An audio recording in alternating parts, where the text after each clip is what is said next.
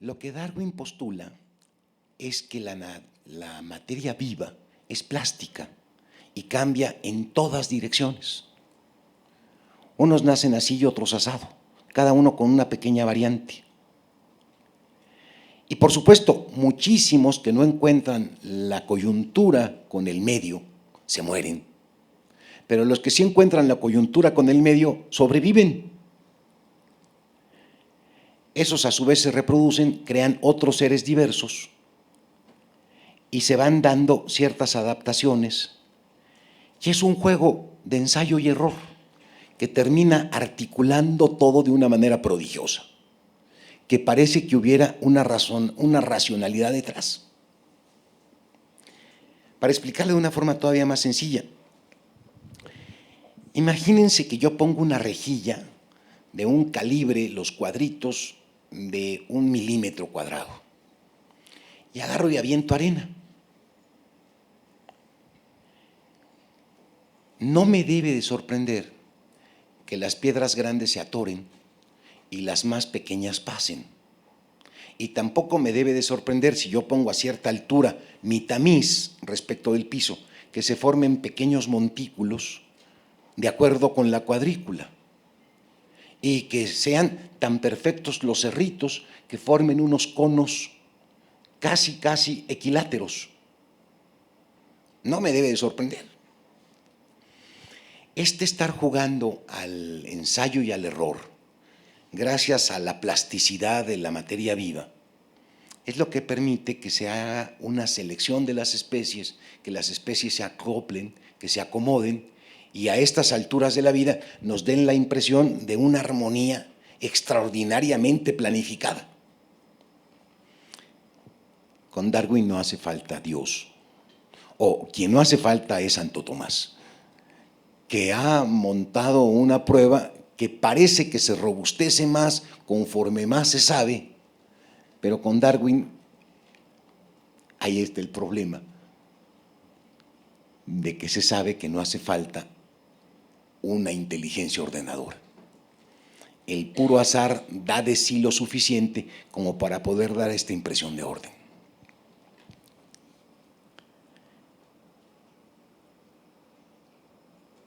Cuando Hawking y otro autor que también les recomiendo, que creo que les mencioné en alguna sesión pasada, Richard Dawkins, El espejismo de Dios,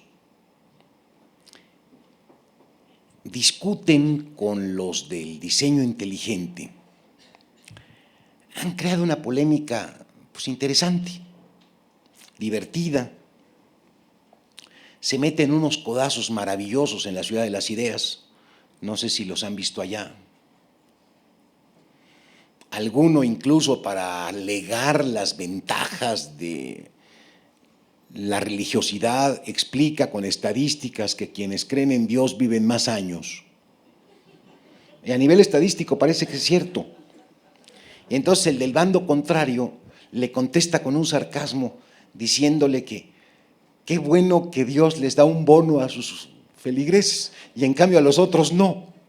Y se arman unas polémicas muy simpáticas. Y cuando uno argumenta que Dios sí existe, porque si no, ¿cómo podría ser posible tal cosa? El otro le contesta que cree en Dios porque se lo educaron en una etapa acrítica o precrítica antes de poderse poner a la defensiva con argumentos. Creo que se ha terminado por banalizar la discusión de Dios, que se ha mantenido en un terreno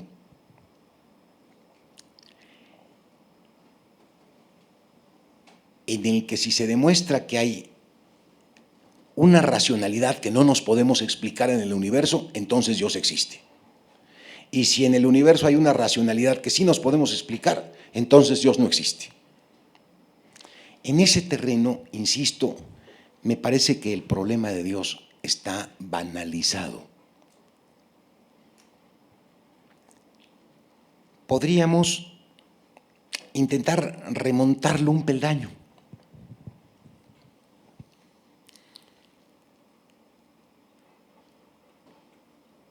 Volvamos a la metafísica de Aristóteles. ¿por qué existe lo que existe?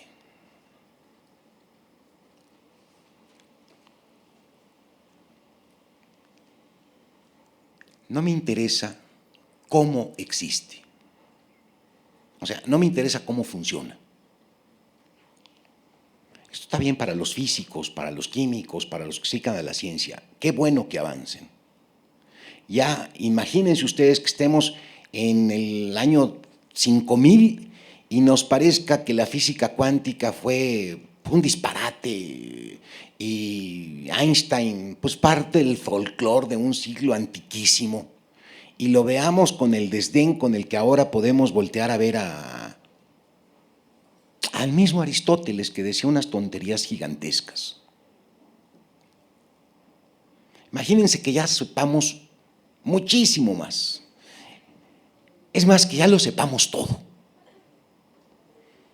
Que ya por fin se haya encontrado la ecuación que resuelve el dilema entre la física cuántica y la teoría general de la relatividad. Que la ley que nivela las cosas para lo macro y para lo mini, ya la tenemos. Que efectivamente los tipos que andan con la teoría de las supercuerdas sí era cierta y está comprobada. Imagínense que sabemos más allá del leptón y que todo es cierto.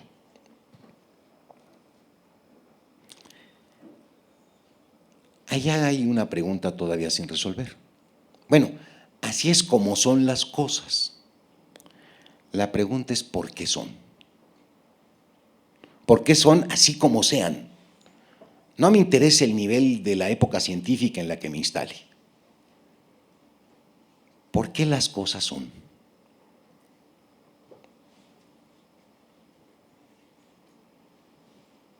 Volteo a ver a Dios y me parece un concepto interesante.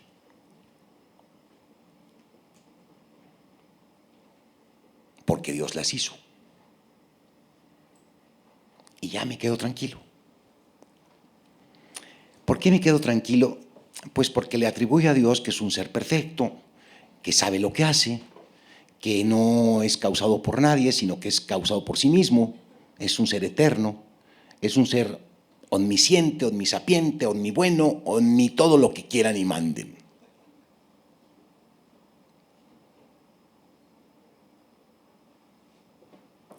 Y entonces me pregunto, ¿y por qué Dios?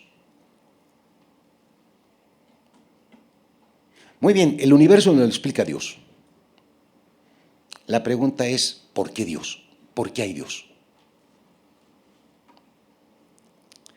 Dios me explica el universo, pero Dios no me sirve para explicar a Dios.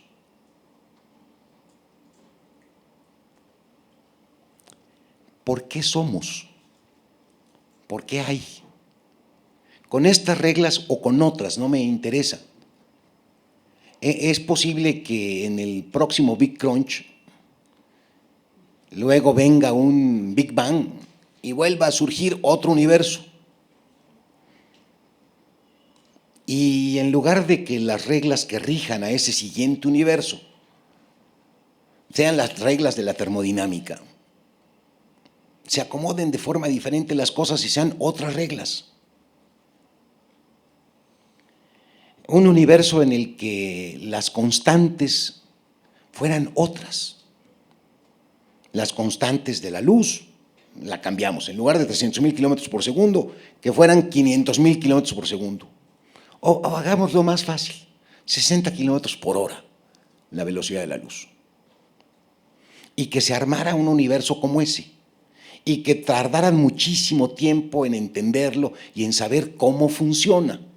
Y ya estuvieran todos muy ensoberbecidos porque ahora sabemos cómo funciona este otro universo. ¿Por qué es? ¿Este o aquel? ¿Por qué es? Es la pregunta que me llevaba a Dios.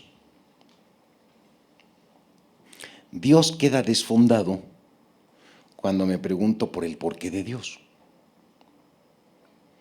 Ya se me había vuelto relativamente inútil cuando en mi afán por tratar de encontrar una respuesta que respondiera a la cuestión ¿por qué es?, me vi como historia de la filosofía en la obligación de construir un Dios perfecto, depurado, maquillado, cosmético, extraordinario. Un ser al que terminé por identificar prácticamente con la razón. Omnisapiente, omnipresente, omnibueno, todos los ovnis que les dije hace rato. Lo hice tan bien que entonces ya no me explicaba a mí mismo. Porque si Dios es perfecto, ¿por qué hizo el mundo? No le hacía falta. Hay un pensador español que es Miguel de Unamuno, que tiene un libraco por ahí muy bello que es El sentimiento trágico de la vida.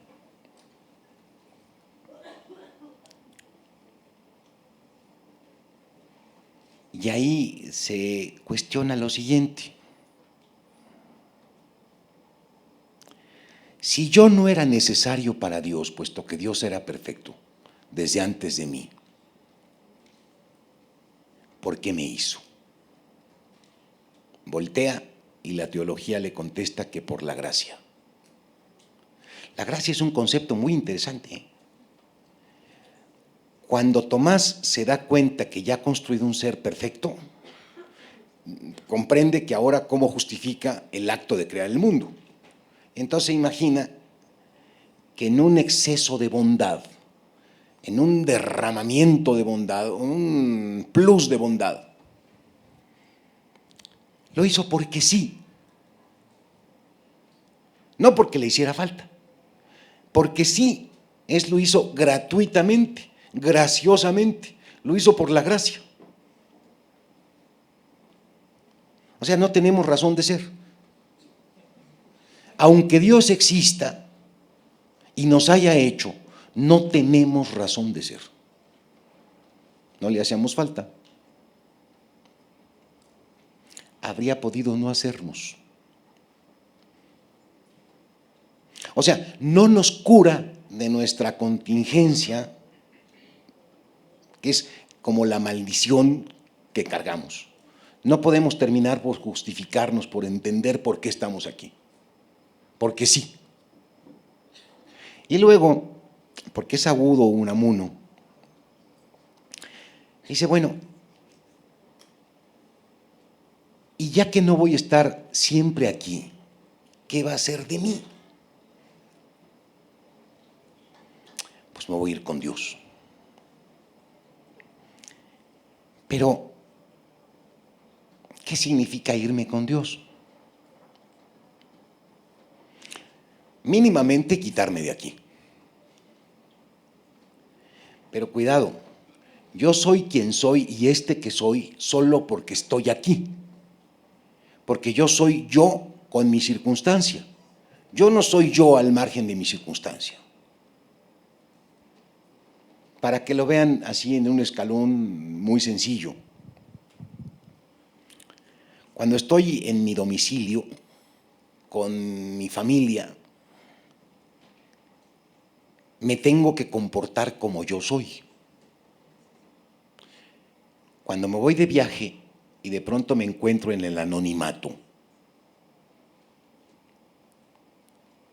no soy, no me reconozco. Hago infinidad de cosas que no haría aquí.